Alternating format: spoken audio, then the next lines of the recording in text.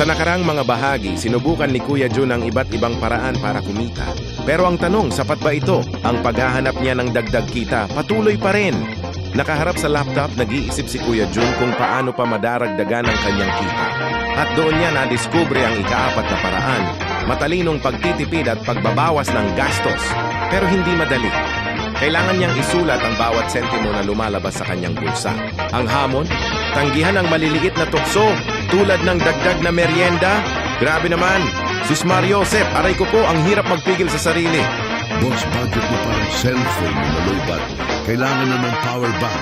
Oo na, Bongbong. Alam ko. Kaya nga ako nagtitipid, di ba? Huwag kang mang-asar. Bawat barya na naiipon parang maliit na tagumpay. Coin clinks, ang maliliit na pagtitipid, malaking tulong sa cash flow. Unti-unti, may pagbabago. Nagsisimula na siyang mapansin ang positibong pagkakaiba. May pag-asa na. Tipid mode on at mas maraming pera na. Pero paano pa ito lalago? Last part na sa part 5. Abangan ang susunod na kabanata.